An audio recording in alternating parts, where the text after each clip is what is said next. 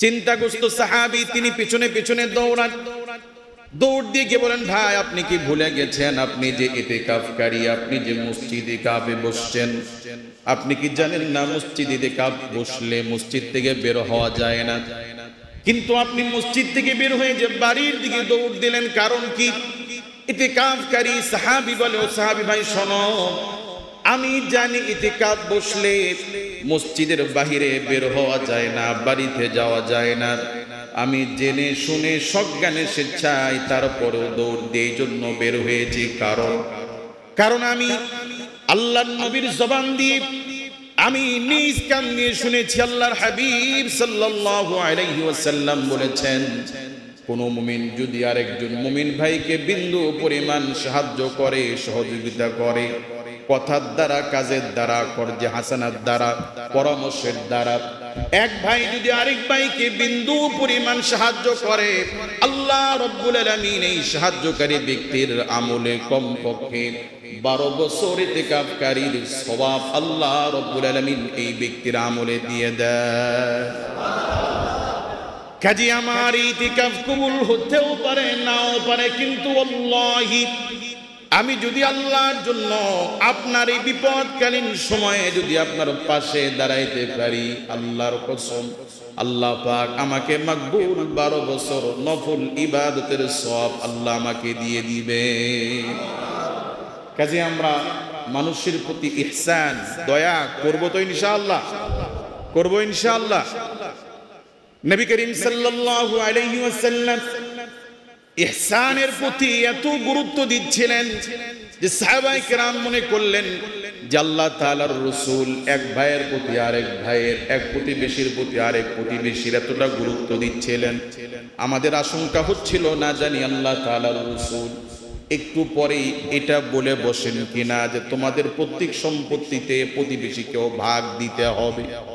এতটাই গুরুত্ব দিচ্ছিলেন যে আমাদের মনে হচ্ছিল যে আল্লাহ তাআলার রাসূল প্রত্যেক সম্পত্তিতে আমাদের প্রতিবেশীর হক দাবি করেন কি।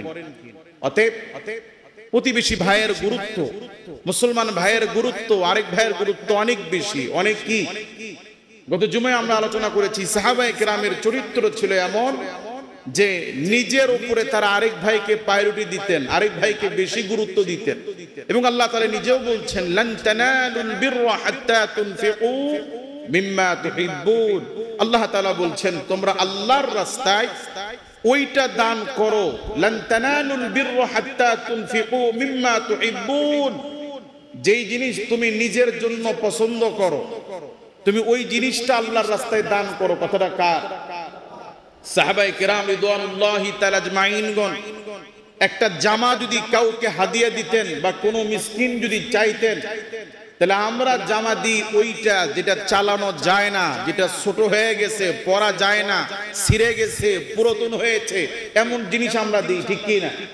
আর সাহাবায়ে কেরাম কেউ কিছু চাইলে ওইটা দেওয়ার চেষ্টা করতেন যেটা তার কাছে সবচেয়ে পছন্দের, সবচেয়ে ভালো, ওইটা তিনি দেওয়ার চেষ্টা করতেন। সুবহানাল্লাহ বলেন। ফকির যদি কোনো খাবার চায়, ফকির যদি কোনো খাবার চায়, তাহলে আপনার খাবারের মধ্যে মনে করুন গরুর গোশত রান্না হয়েছে, এই গোশতের মধ্যে কলিজাটা আলাদা একটু দামি একটা জিনিস, মগজ আলাদা একটা দামি জিনিস। তো কোনো ক্ষুধার্ত ব্যক্তি খানা চেয়েছে, আমাকে একটু খানা দেওয়া যায়? তো আপনি খানা দেওয়ার ক্ষেত্রে চিন্তা করছেন কি দিব, গোশত দিব না হাড় দিব না মগজ দিব। তো আপনি যদি মনে করেন যে আমার কাছে মগজটা বেশি পছন্দের, কলিজাটা বেশি পছন্দের, আমি আল্লাহর বান্দাকে আল্লাহর জন্য আমার পছন্দের জিনিসটা তাকে দিয়ে দিলাম, আসমান জমিনের মালিক আল্লাহ তাআলা স্বয়ং সন্তুষ্ট হয়ে যান। কারণ কারো প্রতি দয়া লিল্লাহি ওয়াহদা, এটা কার জন্য বলেন? কার জন্য? আপনি দয়া করে একজন ক্ষুধার্ত ব্যক্তিকে খানা খাওয়ালেন, আপনি একজন ক্ষুধার্ত ব্যক্তিকে নয়, কেমন যেন আল্লাহ পাককে আপনি খানা খাওয়ালেন, খুশি হয়ে যান কে?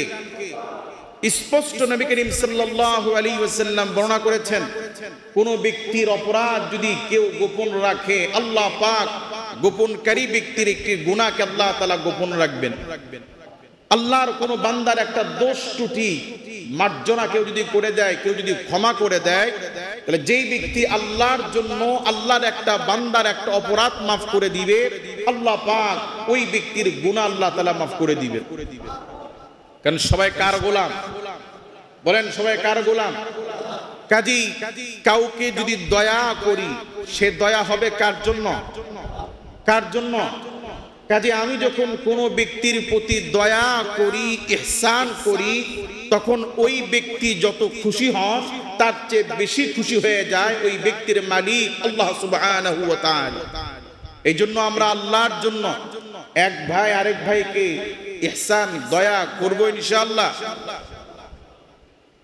এই জন্য নিকট আত্মীয়র প্রতি আমরা খেয়াল রাখবো তো ইনশাআল্লাহ। যাকাত ফিতরার টাকা নিকট আত্মীয়কে দিলে সওয়াব বেশি হবে। সওয়াব কি বেশি হবে? আপনার ঊর্ধ্বমুখী নিম্নমুখী তাদেরকে দেওয়া যাবে না। বাপ মা, দাদা দাদি, নানা নানি, পর দাদা পর নানা, এরকম বংশের উপরে যারা আছে তাদেরকে দেওয়া যাবে না। আবার নিচের দিকে যারা আছে, ছেলে মেয়ে, নাতি নাতনি, পুতি পুতনি, এদেরকে দেওয়া যাবে না। কিন্তু ডানে বামে যে আত্মীয় স্বজন আছে, ভাই বোন, ফুফু খালা, চাচা চাচি, এদেরকে দান করা যাবে। এদেরকে কি করা যাবে?